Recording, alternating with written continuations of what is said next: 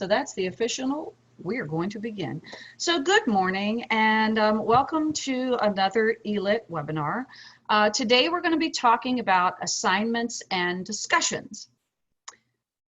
And today, your host today is Doe Durham, that would be me, from Germanna, and we have several chat facilitators. We do have Gabriel Scala from John Tyler, Forrest Smith from Germanna, David Todd from the System Office, and Terry Milroy from Southside. And there's a little theme going on here today. This is what happens when you do things probably too late in the evening. All right, so let's keep on going. So we're going to talk about assignments. We're going to talk about what I consider standard assignments and submissions. We're going to talk about alternative assignments and submissions. We'll go over a little bit of Turnitin.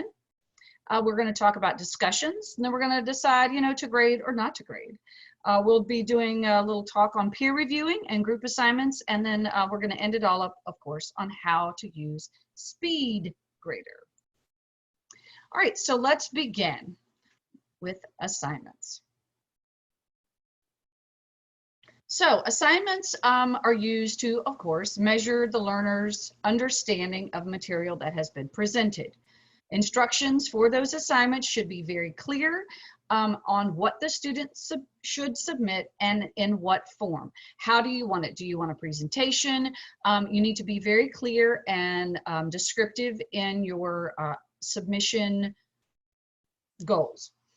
Also, can someone submit a paper and someone else submit a PowerPoint? Or can someone submit a audio recording and someone else submit? What is it that will cover the goal of the assessment, and how many different ways can you accept what they have to offer? And Canvas will allow you to do all of those things. So you're going to think about the objective and the way that you're going to measure that objective. And then my thought is, how creative can you be? And how creative can the students be? So the main questions you want to ask yourself is, what do you really want the students to know and be able to do? How will you get them there? And then, of course, how will you measure it? So that's kind of what we're thinking about when we're thinking about building assignments inside of Canvas. So let's talk about what I call a standard assignment. So a standard assignment is something that is, a student can submit a text entry, so it's going to be all written text, or they can submit a file. Now, for example, that could be something as simple as an essay assignment or a paper or any kind of document, a Google Doc, anything that is text-based. So how do you do that inside of Canvas?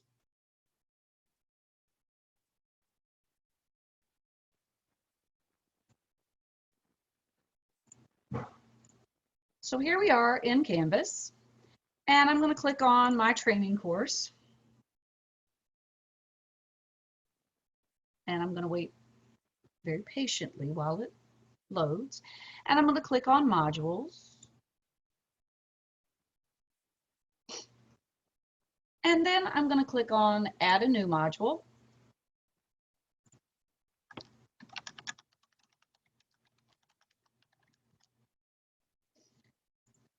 And of course, where does Canvas put it? Bling, at the bottom. So now I'm going to drag it to the top because I'm going to use this a couple times, so I don't want to have to keep searching for it. And then I'm going to click on the plus, and I'm going to click on new assignment.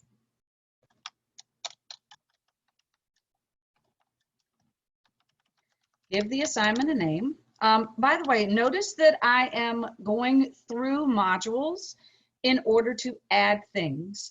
I am not using any of the menu items on the left, as they are all, of course, with the I and the slash means they are unavailable to students.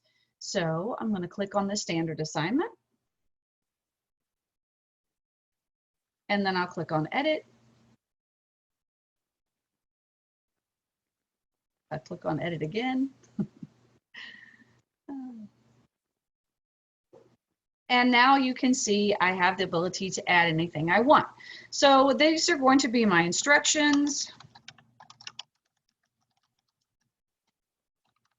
and the types of submissions you want for the assignment. I can spell. There we go. So I would decide how many points this is worth. You can make it any amount of points you want. Assignment group, that has something to do with grading. You can decide to display it as points or not, complete, incomplete, letter grade, however you want. And this is the important. So this is the submission type. I'm going to choose online. And I'm going to choose text entry so that they can type into a box in Canvas. And I'm going to also choose file upload. Now at this point, I'm not going to necessarily restrict the file upload, but I could. So I could choose to make it, I will only accept a doc or docx or PDF or RTF, which is rich text, any of those. So if a student tried to upload something that is an Apple Pages file, that would not, Canvas would give them a notice that says that file is the wrong file type, please submit again. So that's something to keep in mind. And then you could scroll down, you could pick a due date, I'll pick tomorrow, click done. And then I would, of course, click Save and Publish if I wanted my students to be able to access the assignment immediately. However, if you remember that I put this in a module that was not published, so my students would not actually be able to get to the assignment from the modules. So, of course, what I want to do is go back and publish the module as well. So now let's go look at what I call an alternative assignment. Oops. Nope. Let's alternative assignments. So what are alternative assignments? They're really assignments that just allow different file types. So a website URL, a media recording, a file upload. So all of those things are the same as an assignment, except the method or the submission type is what has changed. So they could send you a YouTube video that they've either made or they found. They could include that video, and they could also include text. So they could put in a website. They could use a Google Doc link. They could use an MP4 file, which is a video file that is not YouTube that they may have made on their own. For example, they could use a studio video. They could also use videos or audio from their mobile device for submission. So those are alternative kinds of submissions. Again, it's the same idea, except your submission types have changed. Yes, you can allow all of those, but when you're doing your instructions, you want to make sure that you're very clear on what you are expecting the student to submit. So now it's time for an activity. So now I would like for you to do two things. I'm going to combine activity 1 and activity 2. And I would like for you to go into a course that doesn't have students. And I would like for you to create two assignments. One assignment is going to be only text entry or file upload. And the second assignment will be one that will have alternatives. So you're going to use the file upload, the website URL, and that's going to give you, I'll give you about 2, maybe 3 minutes, and then we will come back and I will continue on. All right, so 3 minutes, ready, set, go.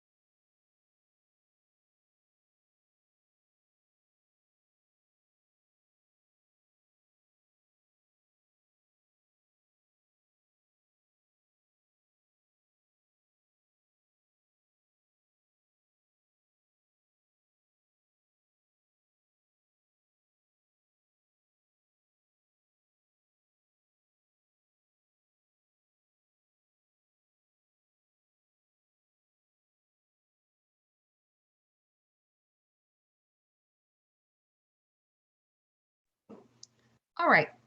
So hopefully everybody was able to get into a sandbox and create 2 assignments. Turnitin. So Turnitin can be used for drafts to help students. It can be said to ignore things that commonly cause false plagiarized flags, and it can be used to give students some extra help with mechanical things as spelling and grammar usage and punctuation. So now let's go back over to Canvas and use that functionality in an assignment that we already have.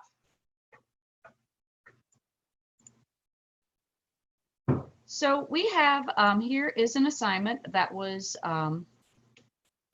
my alternative assignment. I'm going to go back to the standard assignment, and this time I'm going to turn on Turnitin. So even though I've already created this, and if students had not submitted their work, I could go back in and choose edit and turn it in on. Don't say that too fast. All right, so now here we are back in the editing page. And I'm going to scroll down, and when I get to plagiarism review, that's where Turnitin can be found. So I'm going to click and turn it on, and then wait just a second. And now you can see I have some options. So to store the submission in the repository means that if this were a draft and this option stayed this way, then when they turned their second final paper in, it would be 100% match. So you do want to keep in mind that if you are using the option for a draft, that you do not want to choose standard repository. You want to choose do not store the submitted papers. Now you also have the options, what are you going to compare it against? You can compare it against all the rest of the papers that are in the repository, website, content, and periodical journals. You can also exclude things. So if you know it's going to come up with a lot of things, then you could exclude a small source. And then you have the option to set how many words or percentage. So you could put 10. So you could choose that as well. Oops, not that one. The other thing you could do if it were a draft is enable the grammar checking e-rater. So if you check that box, you have to scroll down some more to see all of the options. Now you can see you have the handbook where you can decide on what, what level you're going to be grading their paper or help against. So I'm going to leave it at advanced. And then I'm going to choose both US and UK. And then I would choose, if I were a draft, I would choose all of the options for students, especially if I were not an English professor, which I'm not. So I would let the students have all of the help they could get on their draft.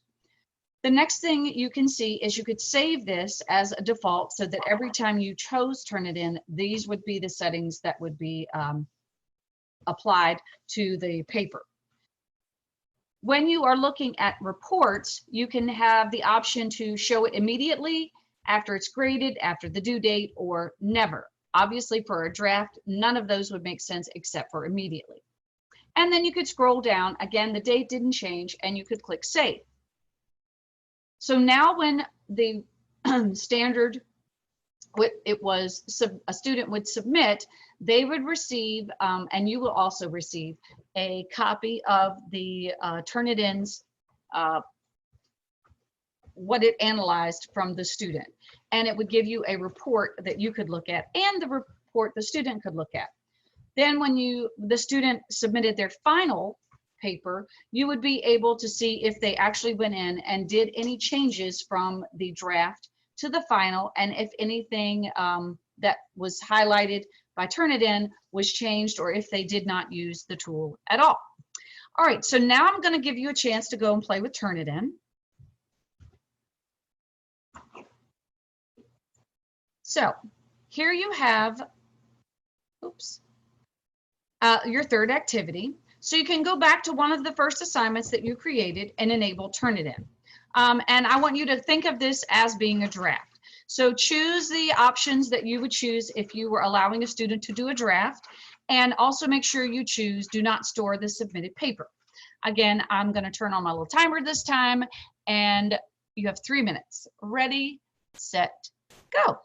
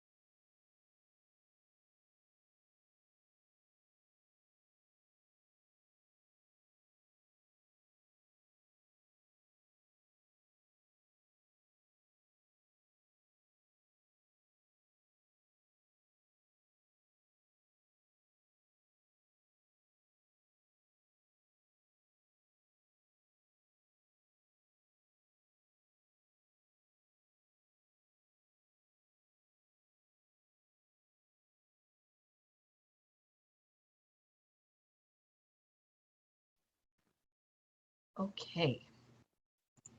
So that's pretty close to 3 minutes. All right. So now let's go be a student. So from the student view, what does it look like when a student sees an assignment in Canvas?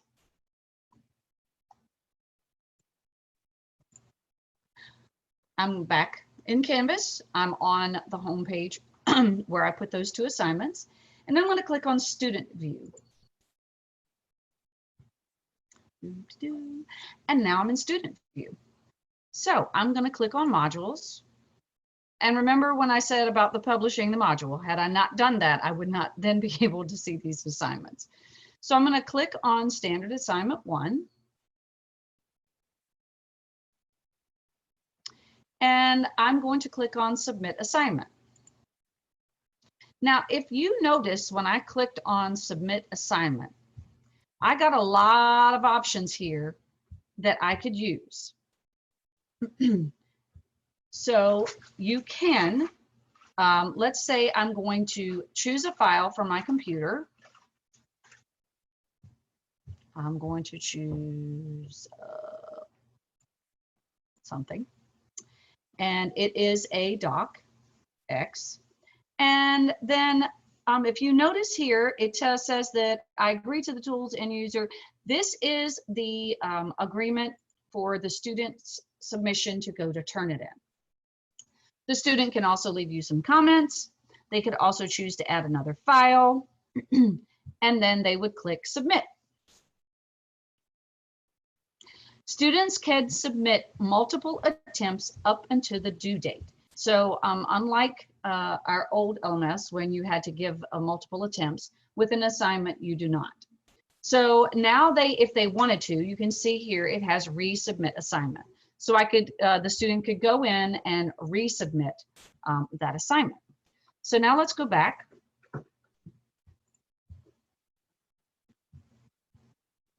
And I'm going to click on the second assignment, which is worth 1,000 points.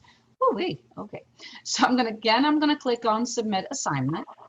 And notice here, the options are at the top. So I could toggle between them.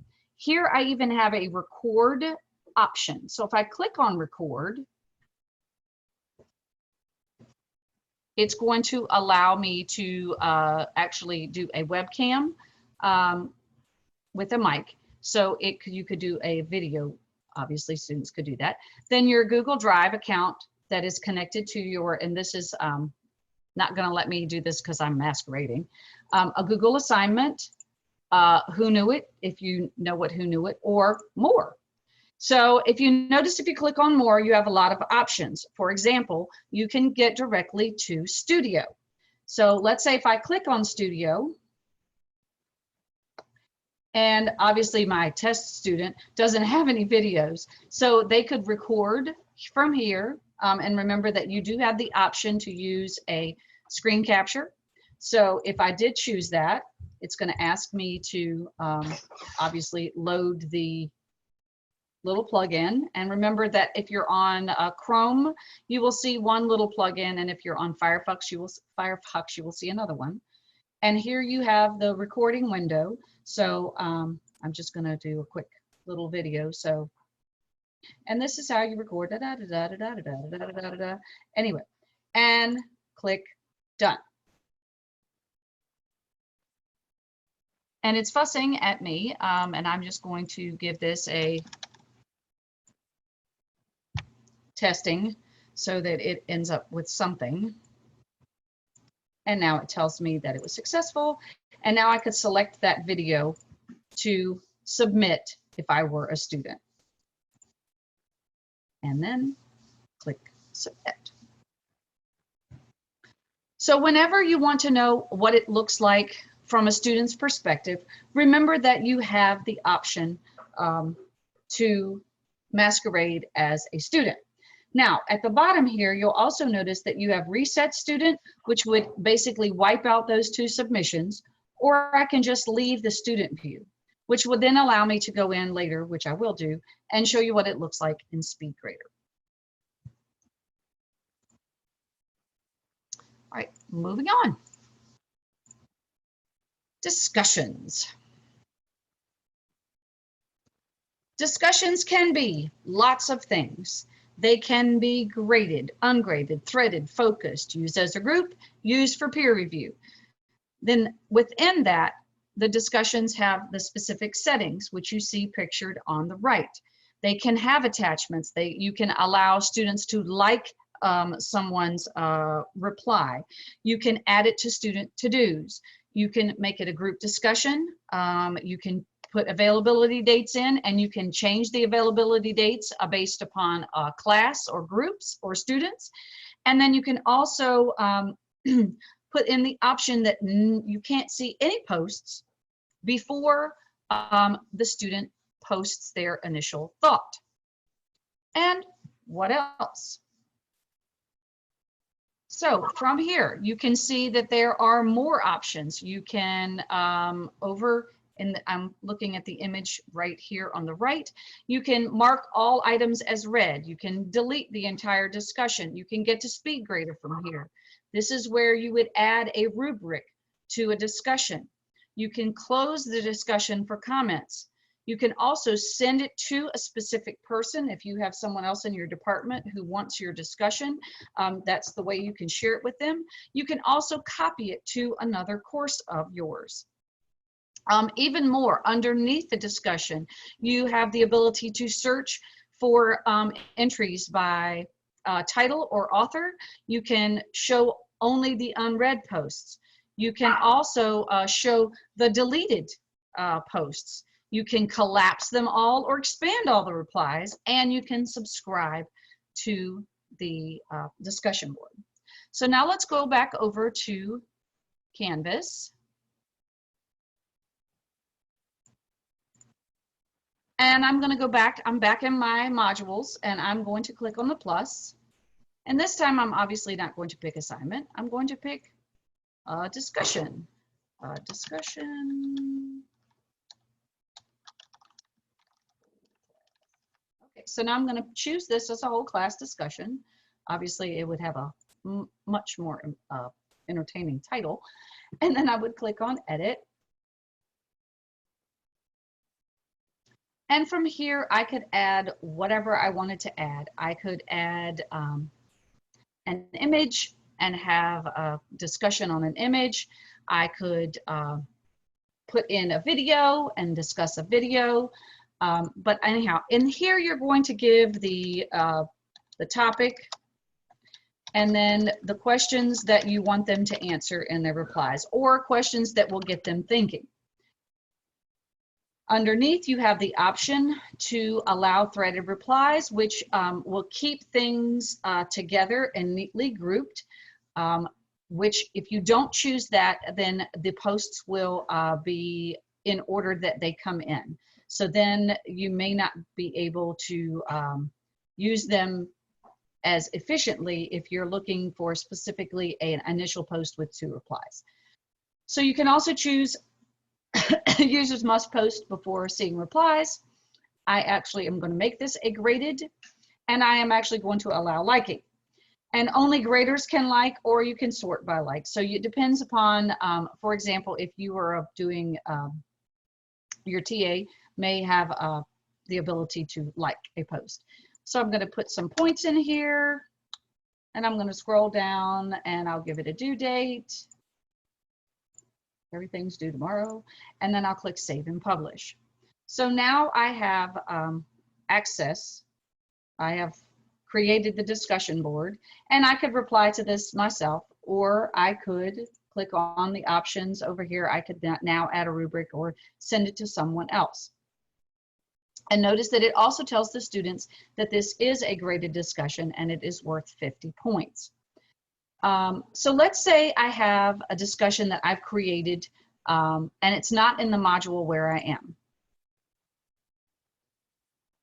So now I'm going to go back to my modules page, and I'm going to go back here and I'll click on discussion. And now you can see I have lots of choices. These are discussions that were already created. So I'm going to choose this group discussion and click add item. So now I have a group discussion that I had already created.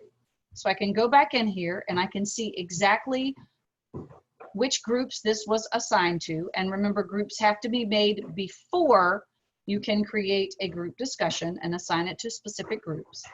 And I can also go in here and edit.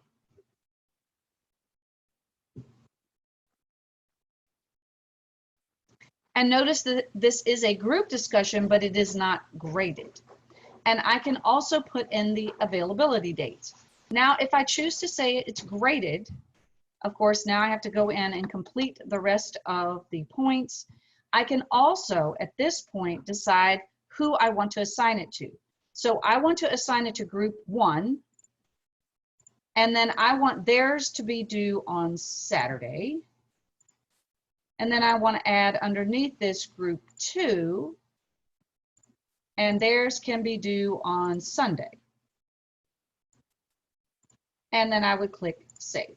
So obviously it's going to tell me that not all sections will be assigned, and would I like to go back? And I'm going to say no, I'm going to continue. So it does give you a little warning in case you forgot a group that you can, to make sure that you add them before it's too late. All right, so now let's pop back over. And here's a little activity for you. So I would like for you to make a graded discussion and choose what options that you would like. And then if you have a rubric, you can also add a rubric. Again, 3 minutes, and here's the timer. Ready, set, go.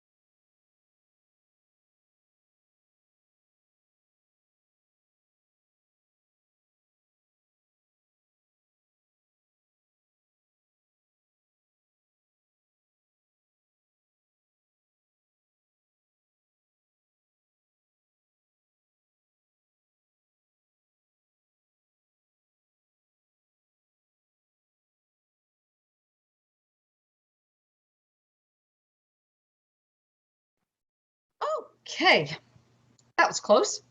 I didn't want the bomb to go off. All right, so to grade or not to grade. And if you can't read what my little friend Thumper is saying, if you can't say something nice, then don't say nothing at all, is a great thing that students may or may not need to remember when they are participating in a discussion board. So, to grade or not to grade, that is the question. What is the benefit of students having a discussion? How can that interaction be internally motivated, and how to use external motivation to drive student responses? So on the right-hand side are some tips to help discussions or help you think about discussions and make them more interactive. So some of the things that are listed here are things that you might not have thought about. For example, you may not have thought about using a syllabus quiz to show that you value participation. So a syllabus quiz is a low stakes assignment that would allow students to see that you value just their participation, so that they want to have that discussion. You also could think about, you know, ask better questions in your discussion. So talk about let the students give their theories or their perspectives, not necessarily a right or wrong answer. You can also give an example and then ask them for a different example. Instead of asking about a content, ask about the process. How'd you get from A to B? You can also use discussions for students and make it so that students who are anxious in a classroom setting in a face-to-face have that ability to really, you know, showcase their own ideas and their own ways of thinking and their own opinions and perspectives. And they may be anxious but in the online environment, that's a place where that they can really shine. So now we're going to go on and talk about peer reviewing.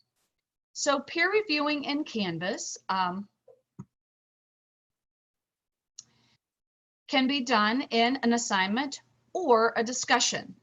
And if you notice, both of those little boxes one is from the assignment page and one is from the discussion page. And it shows you that there are options that you can manually assign the peer reviewers, or you can have Canvas automatically assign them. You can also allow the peer reviewers to be anonymous. And then there is a note. So if you are asking peer reviewers and you're giving the peer reviewer a grade, then you will have to create a separate column for the peer reviewer to receive a grade. So it would have to be a no submission column where you could give the student some points for doing a peer review. So let's go back and look at what that looks like inside of Canvas.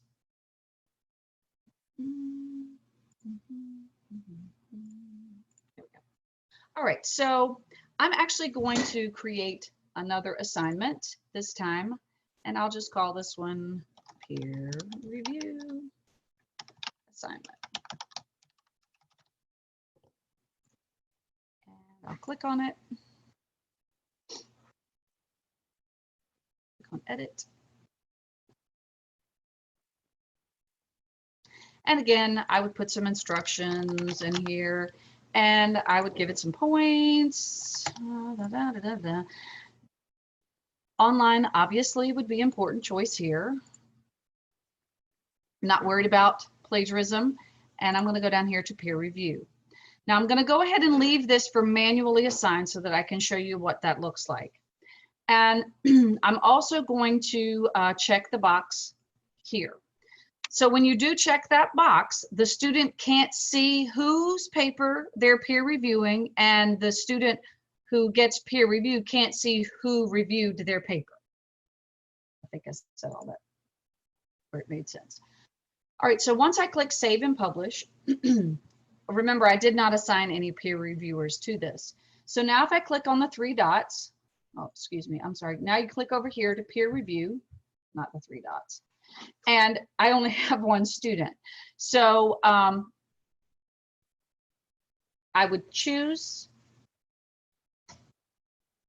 and then that, so now that student has been assigned to a peer review. Okay, it's kind of difficult with only one student to show you what it looks like. So I'm going to pop back over here.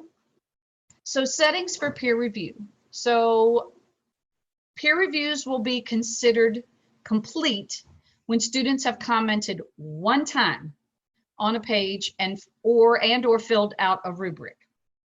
It will show up on a student homepage as a student to do. Again, I talked about manually or automatically assigning. And if you do choose anonymous, email notifications are sent to the student. They are anonymous. Student reviewers, like I said, cannot see the name of the person whose work they are reviewing. Once you choose that setting, you cannot change it back. And if you happen to have turned on anonymous grading, you can't have both anonymous grading and anonymous peer reviews. So keep that in mind as an instructor. You cannot have anonymous comments on the doc viewer. So in SpeedGrader, if you were to comment on the document, those comments would not be anonymous. So the comments have to be kept in the comment box on the right-hand side of SpeedGrader. And of course, instructors can still see names.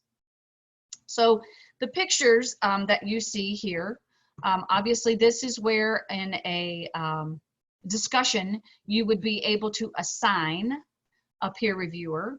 And here's a list of multiple peer reviewers, and so that you could see. And notice that there's an exclamation point here, which tells you that this person has not done their peer review. And there's also a way to send them a notification. That's the little bell. So those are some kind of different ideas for peer reviewing. Now we're going to go on to group work. So again, group work. It can be an assignment, it can be a discussion. When you're creating those assignments, of course, if it is a group assignment, you have to check the box. But remember that group sets must be made prior to assigning to a group. It can have different dates. It can be one grade for all members of a group, or it can be individual grades. Comments will be the same as how the grades are applied. So you can choose to give one comment. If everybody in the group is getting the same grade, you can give one comment, or you can give individual comments. But if you're giving individual grades, then you have to give individual comments.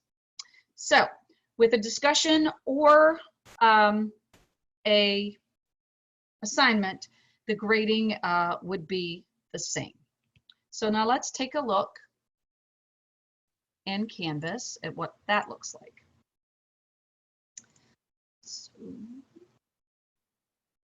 do I have? I do. A group assignment. Huh? How about that? All right, good.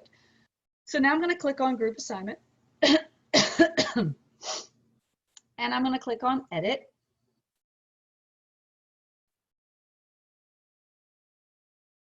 And this has already got some information.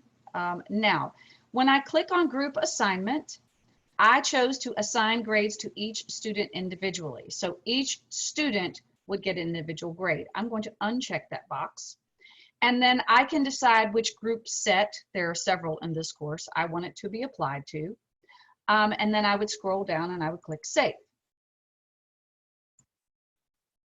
And again, it told me that I didn't assign it to everybody in the class. I know. So now we can see that it's here.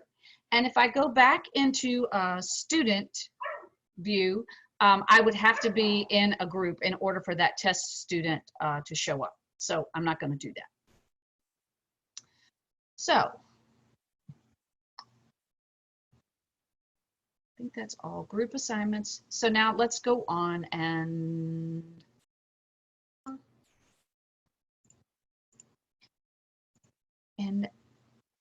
activity 5. So this is your last activity. that we're going to do, and I would like for you to either create an assignment or discussion and make it graded and make it for a group, and choose the appropriate options for yours, or you can choose to do a peer review as well. 3 minutes. Ready, set, go.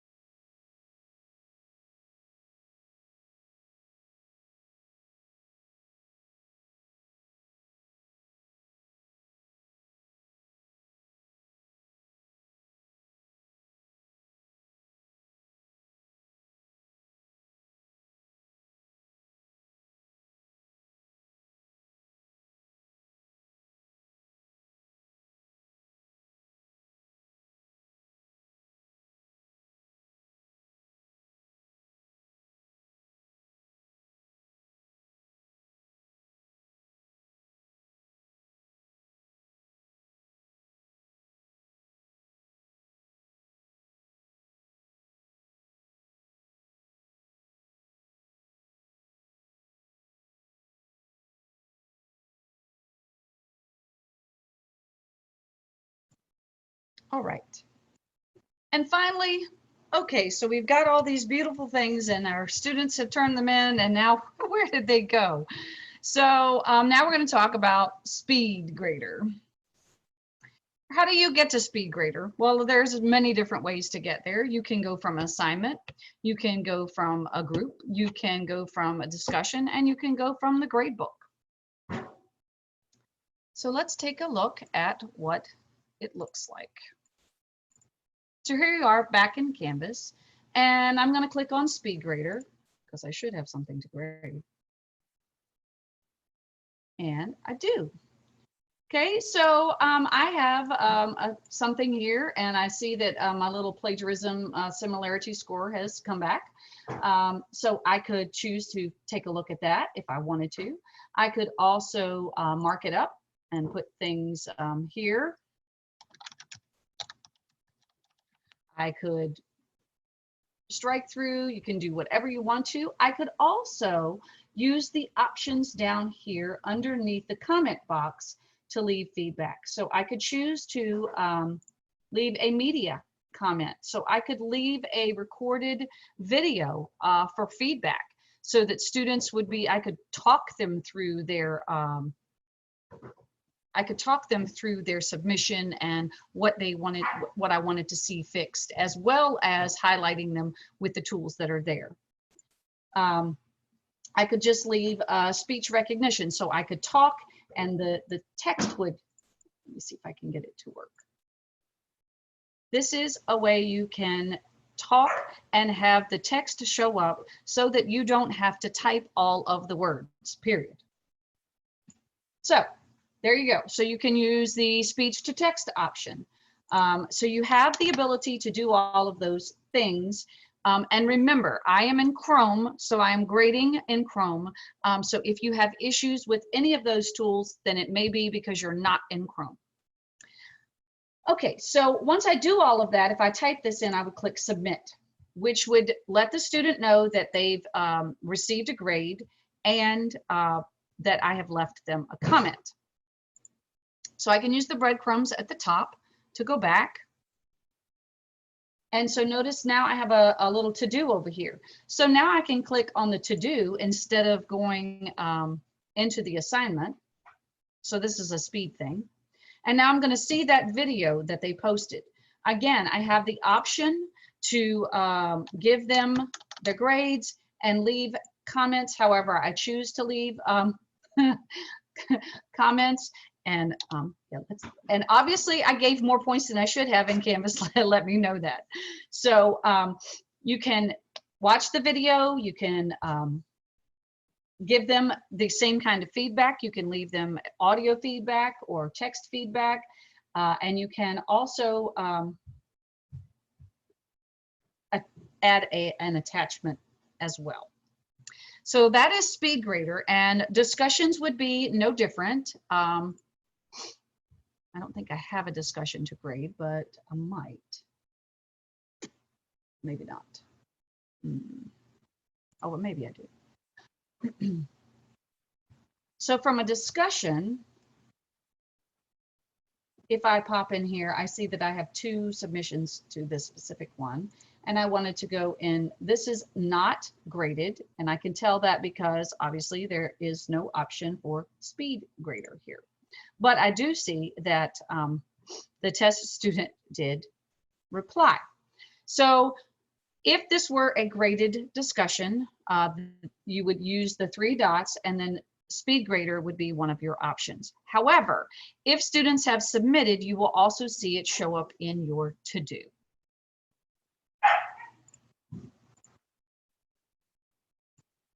All right, so let's wrap it up. So we have talked about how to build 2 different kinds of assignments using many different submission types. We also talked about how to use Turnitin for a draft as opposed to a final. We discussed discussions, both class discussions, group discussions. We talked about peer reviewing, both in discussions and assignments. We talked about group assignments and group discussions, and then we ended it up with how do you grade all of those wonderful things that students have turned in using SpeedGrader. So with that being said, I do have a survey. If you would take a moment to complete this, it would be awesome. We would like to know how we're doing and what kind of things you would like to see us offer to you in the future. This is how we get ideas for webinars and what we want to bring to you. This slide deck will be made available, as well as the recording, on the eLit website, which I'm going to show you in just a minute. And it will take about 48 hours in order for it to appear there. I am going to go ahead and put the link to this in the chat. This is actually a link to the slide deck. So if you copy and paste that, you will be able to get to the slide deck.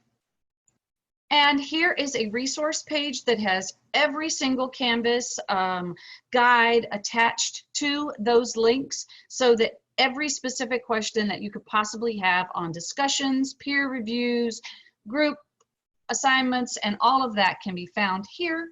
And finally, I would like just to say thank you very much for coming today. Again, you can find all of our webinars at that web address that you see posted there. And of course, if you are like me, I love Thumper, and it is springtime. And in springtime, it makes me think of Thumper and everybody being Twitter-pated. And of course, in April showers from the movie Bambi. So that was why that was my theme for today. Again, thank you all very much for coming, and I do hope that you have a fabulous day.